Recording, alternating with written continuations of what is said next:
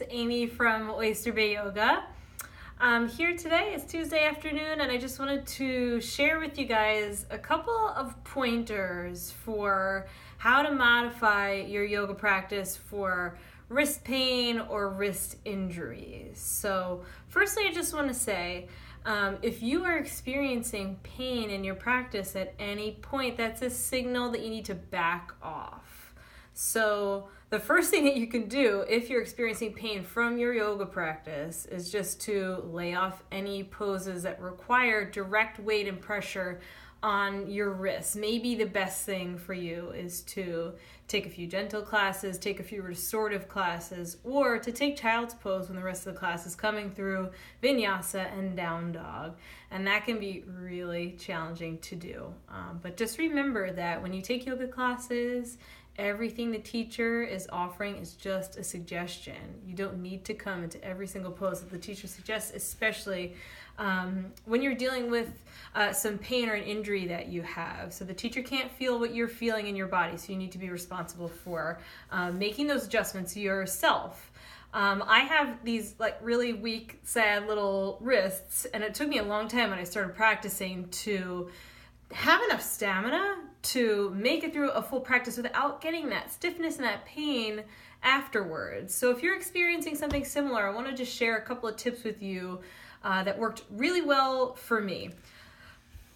The first thing is you have to build that stamina. So it's going to take you some time to build enough stamina. If you have weak wrists, you have stiff wrists, it's going to take you some time to build stamina. So there are a few things that you can do to build strength in your wrists. If you feel like you're a person that has weaker wrists, there are a few exercises that you can do to help strengthen the wrists and the hands so that you can build stamina to come through the full practice. So I'll just show you on the mat here. I'm going to back up so you can see me. We spend a lot of time on our hands when we practice, right? In tabletop, in down dog, we come through.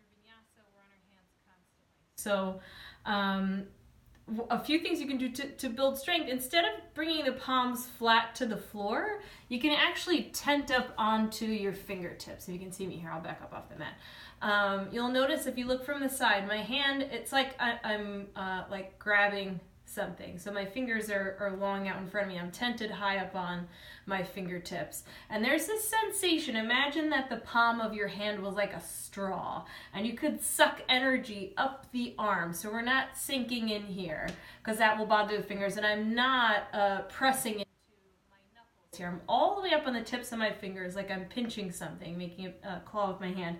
And then I'm drawing the energy up my arms like a straw. And you can practice holding this, just holding tabletop like this, or if you like, you can move through a few rounds of cat-cow, just focusing on that sensation of drawing the energy up your arms as you move here. Maybe start with 5 or 10 breaths, and then you can work up from there. And then you can step the palms flat to the floor. And when we have our palms flat on the floor, we want to be really mindful about our alignment. I talk about this in class all the time, and I know that those of you that this applies to, your ears perk up, and some of you, until it starts to apply to you and maybe you start to feel some wrist pain, I see the eyes glaze over. So since we have a little more time here on the video to talk about this in a little more detail, I want you to be extra careful when you place your hands down on the mat. Traditionally, the middle fingers are parallel with the outer edges of the mat. So when you're facing forward on your mat, middle fingers are parallel with the outer edges of the mat. If you're experiencing wrist pain, it's perfectly fine for you to take a slightly outward turned position with the hands so that your pointer fingers are now parallel with the outer edges, the long edges of your mat. So this is traditional. You can modify by slightly turning your hands out and see if that helps. Try that for a week or two and see if that makes a difference for you. Sometimes there's that little shift. The tightness can come down from the shoulder, and if you're forcing the fingers to turn perfectly upright, can start to develop some pain in your wrist. So try just slight turn out and see if that helps. Another great thing you can do when you're placing your hands on the mat is to make fists instead. So sometimes it's just the angle, the extreme angle of our wrist that really bothers us. So what you can do to modify there in tabletop, mostly this works well, is to take your fists to the floor. And you'll notice when I have my fists on the floor here, the opening of my palm is facing forward. So the backs of my palms are not facing forward, but the sides of my palms are. And the wrist is perfectly neutral here. For the sake of your fingers, again, don't sink down into the weight of your arms into your shoulders and into your wrists there. And certainly don't let the wrist buckle this way. We want to actively hug the upper arm bones in toward each other and stay lifted, okay?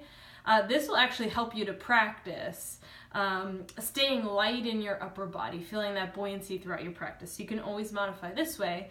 And then another option, if you have a wedge, you can use a wedge, but oftentimes we have blankets that are a little more readily available than a wedge. So thinking about transitioning from tabletop into downward facing dog, another nice option is to use the rounded edge of a blanket. You can play around with the thickness to see what works well for you. But if you're one of those people that the extreme angle of bending at the wrist like this is bothersome for you, you take your blanket and you have it handy near the top of your mat, and you step the base of your palm to the rounded edge of the blanket so that your fingertips are falling off the edge. The base of the palm on the blanket, fingertips are on the mat, and that will help you to practice sending weight forward into the fingertips and sinking less into the crease of your wrist and into the pinky edge of your palm. So practice that, and you can transition from here into your downward facing dog and see how that feels. So some of those may work well for you. And then I wanted to share a couple of stretches that you can do for your wrists too. If you have, I wish I had here like a tension ball. You can use that to build strength in your wrist. So you can warm up by taking a few squeezes on the tension ball, both hands. Do that for a minute or so, and then you can stretch your wrist too. So one of my favorite stretches, especially if you spend any time at a computer or on your phone, to open up this area that can get really tight and really tense. So what I like to do is just turn the palm away from me, fingers pointing down, and then gently pull back. You can do all 4 fingers at once, or if it feels good, you can do one at a time. Okay, and feel that nice stretch down your hand and up your wrist, and then don't forget about the thumb. Take your thumb. And you can do the same thing with the palm, back of the palm facing away from you now, pulling back on all 4 fingers at once. So this is a really good one to do, and you can do this on both sides, shaking out, loosening up, wiggling the fingers, bringing heat to that area of the body. And then you can also stretch your wrists on your mat as well. So I'll back up so you can see me again. With the hands on the mat, you can turn your palm like a clock, so the fingers point in toward the knees, palms are down on the ground, and then sit your weight back toward your heels until you feel that nice stretch up your wrist. Make sure your fingers are spread here. Okay, lean some weight back and come forward, leaning back and coming forward.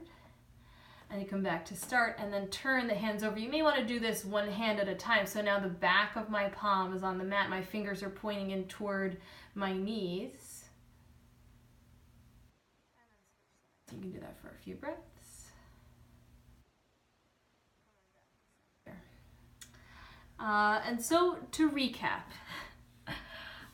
just make sure that you are backing off when you need to back off. Listen to your body. When you're feeling pain, especially if the pain is lasting beyond your class time, if the day after and the few days after you're still feeling that pain in your wrist, back off, lay off the poses that are causing you pain, because to what end are we practicing yoga? We want it to be a healing practice, right? And something that helps us to build strength from within. So lay off the poses if you need to. And then as you're making your way back, after you start to feel better, you can do some of the strengthening exercises. So remember, make those little like pinching hands, and work to hold your tabletop with the pinching hands all the way tented up on your fingertips. And you can take your cat-cow there.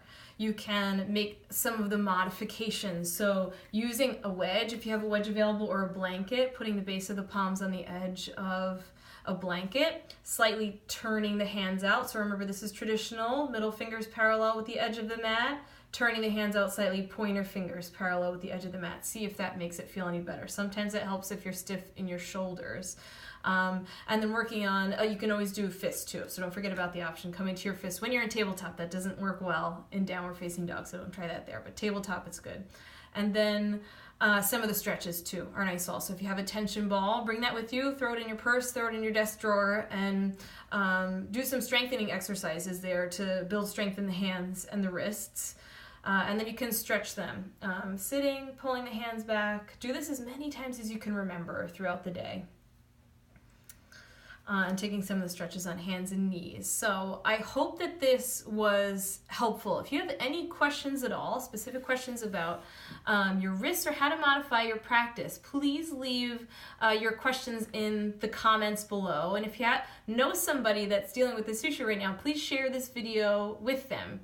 And you can reach me online if you visit oysterbayyoga.com or visit our Facebook page. You can ask your questions there too.